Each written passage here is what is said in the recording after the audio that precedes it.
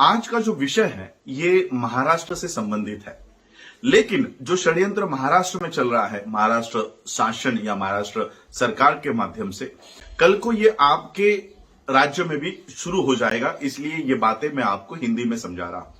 महाराष्ट्र के लोग मराठी में इस वीडियो को चाह रहे थे, लेकिन महाराष्ट्र के लोग हिंदी समझ जाएंगे, महाराष्ट्र के बाहर के लोग शायद मराठी ना समझ पाए। तो ये बात मैं आप लोगों के सामने लेकर आ रहा हूं। महाराष्ट्र शासन ने या महाराष्ट्र सरकार ने एक लेटर इशू किया है सभी स्कूलों के लिए, चाहे वो अनुदानित हो या बिना अनुदानित हो, यानी सरकारी हो या प्राइवेट हो। सभी स्कूलों के लिए महाराष्ट्र शासन यानी महाराष्ट्र सरकार ने, जो यहां पर मौजूदा सीएम है उद्धव ठाकरे, इनके गवर्नमेंट में ये लेटर इशू हुआ है कि सभी स्कूलों को, जब कोई बुद्धिस्ट उन स्कूलों में आता है, तब फर्स्ट स्टैंडर्ड में उस बच्चे की जब एडमिशन होती है, तब एडमिशन लेते समय बौद्धों की जाति का भी उल्लेख होना चाहिए। बौद्धों के जाति का उल्लेख आपको बच्चे के एडमिशन के साथ करना है। धर्म के कॉलम में अगर कोई बुद्धिस्ट लिखता है तो उसे जात पूछनी है, बिना जात लिखे हुए उस बच्चे का एडमिशन नहीं होगा। और ये षड्यंत्र इतना घातक है कि जिस जाति व्यवस्था को बाबा साहब खत्म करना चाहते थे, अब हमारे जो अगली पीढ़ी है उसके साथ हम इस जात को जोड़ देंगे। सपोज आज हम अपने बच्चे को फर्स्ट स्टैंडर्ड में दाखिला देने के लिए महाराष्ट्र की किसी स्कूल में जाते हैं, तो वहां के प्रशासन को, वहां के एडमिनिस्ट्रेशन को ऑलरेडी महाराष्ट्र सरकार ने यह आदेश दिया है कि उस बच्चे की जात का कॉलम आपको भरना है, उसको जात पूछनी है। और अगर हमने जात बता भी दी, सपोज यहां पर हमने महार लिख दिया, चमार लिख दिया, पासी लिख दिया, जाटव लिख दिया, तब ये पहली में जो बच्चा एडमिशन ले रहा है, 5 साल का बच्चा, वो अपने 70 आयु होने तक अपनी जात को खत्म नहीं कर पाएगा। उसकी सारी लिविंग हो या टीसीज हो, उसके सारे डॉक्यूमेंट उस जाति के नाम से होंगे। जो बाबा साहब 1935 में ये भाषण देते हैं, जात पात तोड़क मंडल के जो बाबा साहब वो भाषण नहीं दे पाए थे, एनिलेशन ऑफ कास्ट के माध्यम से बाबा साहब हमको ये बातें कहकर गए हैं कि हमको जाति को खत्म करना होगा, इसमें कोई सुधार हो नहीं सकता। लेकिन ये चाहे वो महाराष्ट्र सरकार हो, यूपी सरकार हो, गुजरात सरकार हो या कोई भी सरकार हो, ये कभी भी बुद्धिज्म के फेवर में नहीं है। ये कभी भी बौद्धों के हित का निर्णय कभी नहीं करेगी। और जो जाति व्यवस्था 2,500-3 हजार सालों से ब्राह्मण इस बौद्ध धर्म में लाना चाहते हैं, ये जाति व्यवस्था अब हमारे ही हाथों से बौद्ध धर्म में लाने का प्रयास किया जा रहा है। देखिए, जिनके सिग्नेचर से ये लेटर इशू हुआ है, उन्हीं के सिग्नेचर से एक जीआर महाराष्ट्र में है कि अगर अनुसूचित जाति से धर्मांतरित लोग हैं, अगर वो बौद्ध हो गए हैं, तो उन्हें अनुसूचित जाति का जो आरक्षण है या जो फैसिलिटीज है, जो बेनिफिट्स है, वो उनको बौद्ध होने के बाद भी मिलता रहेगा। ये महाराष्ट्र सरकार का जीआर है। अगर एक तरफ महाराष्ट्र सरकार जीआर निकालकर कहता है कि बौद्ध लिखने पर भी आपके एससी के रिजर्वेशन नहीं जाने वाले, तब दूसरा लेटर इशू किया जाता है कि उनकी जात मेंशन करो। इसलिए मैंने जनगणना में आपको जात लिखने से मना किया है। इसलिए मना किया है क्योंकि ये सिर्फ जनगणना तक का मुद्दा नहीं है। हमारे कुछ इंटेलेक्चुअल्स कहते हैं, मुझे कन्विंस करने की कोशिश कर रहे हैं कि जनगणना में अगर हम लोगों ने अपनी जाति को लिखा तो ये सिर्फ जनगणना तक ही मर्यादित रहेगा, किसी को इसकी खबर नहीं होगी कि हमने किस जाति को लिखा है। ये सरासर गलत है, ये झूठ है। मैं आप लोगों को कुछ टीसीज बताना चाहता हूं कि देखिए, जो 2,500 सालों से ब्राह्मण कोशिश कर रहा है कि बौद्ध धर्म को भी जातियों में बांटा जाए, उस बौद्ध धर्म में जाति का इंट्रोडक्शन करने का काम, उस जातियों को लाने का काम हमारे ही हाथों से किया जा रहा है। ये देखिए, कुछ टीसीज है यहां पर, बौद्ध चमार, बौद्ध महार, जो ब्राह्मणी व्यवस्था इतने सालों से कोशिश कर रही है कि बौद्ध धर्म में जातियों को समावेश किया जाए, वो काम हमारे हाथों से हो रहा है।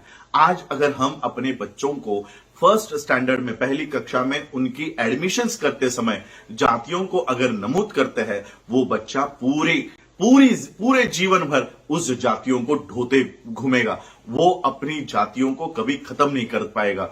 सर्विसेज अब तो प्राइवेटाइजेशन हो गया है। गवर्नमेंट सर्विसेज आपके बच्चों को, जो आज फर्स्ट स्टैंडर्ड में है, 5 साल का है, आने वाले 70 सालों में कौन से वो गवर्नमेंट सर्विस में जाने वाला है। लेकिन गवर्नमेंट सर्विस हमारे बच्चों को मिलनी चाहिए, इसलिए हिंदुओं के जातियों को लगाने का काम हम अगर आज करते हैं तो वो पूरे लाइफ भर में इस जाति से अपने आप को हटा नहीं सकता। और इसलिए मैं आप लोगों को यह बात बताने के लिए आया हूं कि अपने बच्चों का जब आप एडमिशंस करवाओगे तब कहीं पर भी आपके जातियों का उल्लेख आपको नहीं करना है।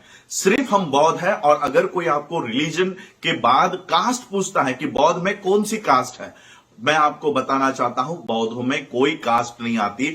कोई कास्ट नहीं आती इसलिए बाबा साहब ने बौद्ध धर्म लिया है, वरना बाबा साहब क्रिश्चियन हो जाते, वरना बाबा साहब इस्लाम धर्म अपना लेते, या बाबा साहब सिख हो जाते।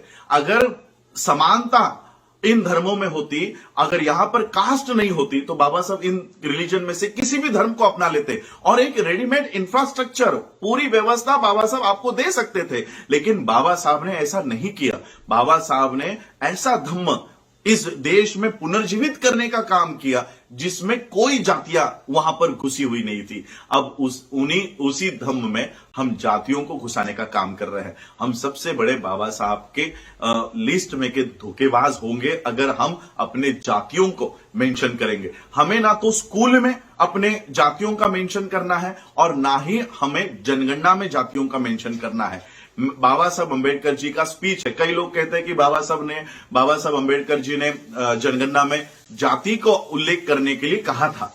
बाबा साहब अंबेडकर जी के 1930 के, 1935 के और 1940 के रेफरेंसेस मुझे मत दीजिए। बाबा साहब अंबेडकर जी का 1956 में क्या स्टैंड है वो मुझे बताइए। अगर बाबा साहब ने 1956 में बौद्ध धर्म की दीक्षा लेने के बाद भी अगर ये कहा है कि बाबा साहब ने जनगणना के लिए या अपने अधिकारों के लिए महार लिखने के लिए कहा है, चमार लिखने के लिए कहा है, तो मैं अपना स्टैंड बदल दूंगा और मैं आप लोगों को भी यह कहूंगा कि अपनी अपनी जातियों का उल्लेख जनगणना में करें।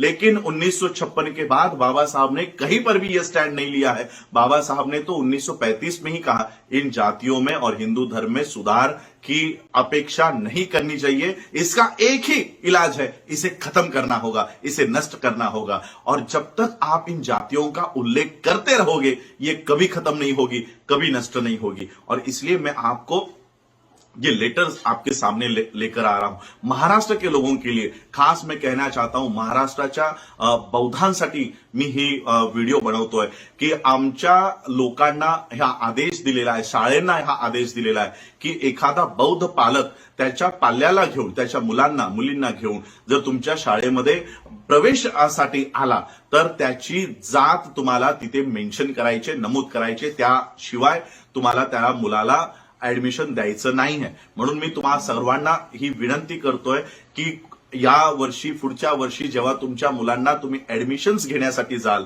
तर रिलीजन म्हणजे धर्माच्या कॉलम मध्ये फक्त स्वतःचा उल्लेख बौद्ध करा, पाल्याचा उल्लेख बौद्ध करा। आणि जर कोणी जात विचारत असेल तर त्याला तोंडावरच सांगा की बौद्ध धर्मामध्ये कोणतीही जात येत नाही, त्यामुळे आम्ही फक्त बौद्ध आहोत। जातीमध्ये जर काय उल्लेख करायचा असेल तर फक्त बौद्ध म्हणून करा, याच्यामध्ये कोणत्याही जातीचा समावेश करू नका। आणि म्हणून इसलिए मैं महाराष्ट्र के लोगों को ये विनती कर रहा हूं कि हम लोगों को महाराष्ट्र शासन हो। ये महाराष्ट्र शासन भी भारत सरकार के अधीन नहीं तो मोदी सरकार के अधीन रहकर काम कर रही है। सभी राज्यों के सरकार ये केवल आरएसएस के और मोदी सरकार के नियंत्रण में काम कर रही है। इसलिए इनके जो षड्यंत्र है ये हमें ही उखाड़ फेंकने होंगे। और मैं आप लोगों, मेरी खुद की सुप्रीम कोर्ट में कॉन्स्टिट्यूशन बेंच के सामने ये पिटीशन है। और जिस तरह से महाराष्ट्र में बौद्ध धर्म अपना लेने के बाद भी अनुसूचित जाति के आरक्षण या जो कोई बेनिफिट है ये खत्म नहीं होते, इस तरह का जियाद महाराष्ट्र में है, उसी तरह उसी धरती पर अलग अलग राज्यों में भी बौद्धों को अनुसूचित जाति का आरक्षण मिलना चाहिए। ये पिटीशन मेरी सुप्रीम कोर्ट में है, आप इसका पेज देख सकते हो।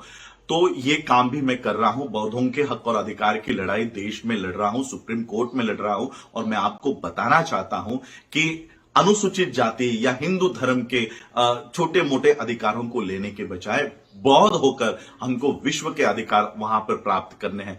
यही बताने के लिए मैं आज आप लोगों के सामने आया हूं। आप लोगों से मेरी विनती है कि बाबा साहब अंबेडकर जी का केवल जय जयकार करने के बजाय बाबा साहब ने बताए हुए रास्तों पर हमको चलना है। बाबा साहब ने आपको बौद्ध बनाया है, हम फिर से उन्हीं हिंदू धर्म के गटर में जा रहे हैं, उन्हीं जातियों में जा रहे हैं। सोचिए, अगर इस जातियों में अगर हम होते, मैं आप लोगों को बताना चाहता हूं कि इस देश में अनुसूचित जाति का जो लिस्ट होती है, शेड्यूल कास्ट की जो लिस्ट होती है, इसमें कई सारी जातियां आती है। लेकिन जो लोग बौद्ध धर्म के और मुड़ गए हैं, जो लोग बौद्ध धर्म को अपना लिए हैं, उनकी हमको प्रगति देखने मिलती है। और जो अनुसूचित जाति में बैठे हुए लोग हैं, जिन्होंने अभी तक बौद्ध धर्म नहीं अपनाया है, वो आज भी मंदिरों के बाहर आपको मिलेंगे। आज भी ये लोग कावड़ उठाते आप लोगों को मिलेंगे। लेकिन जो लोग बाबा साहब के पीछे पीछे, बाबा साहब के कदमों पर कदम रखते हुए बौद्ध धर्म की ओर चले गए, आज वो लोग आईएएस बन गए, आईपीएस बन गए, सुप्रीम कोर्ट में जज तक वहां बन गए हैं। और जो लोग अभी तक अनुसूचित जाति के अलग अलग जातियों में बैठे हैं, वो मंदिरों में उनकी बेटियां व्रत कर रही हैं, उनके बेटे कावड़ लेकर घूम रहे हैं, और हमारे बच्चे आज डॉक्टर, आईएएस, आईपीएस, इंजीनियर बन रहे हैं। ये केवल बाबा साहब ने बताए हुए बौद्ध धर्म की वजह से हुआ है। और इसलिए मैं आपको बताना चाहूंगा कि इस धम्म में किसी भी जाति का समावेश करने से आप लोग बचे और मोदी सरकार या आरएसएस के इस षड्यंत्र को उखाड़ फेंके। आप लोगों ने मुझे सुना, उसके लिए आप सभी लोगों का आभार, धन्यवाद। जय भीम, जय भारत, जय बुद्ध। अगर आप चाहते हैं गरीब हर वंचित इंसान की आवाज आप तक पहुंचे तो हमारे चैनल को सब्सक्राइब करें और बेल आइकन का बटन दबाना ना भूलें। देखते रहिए भोजन न्यूज।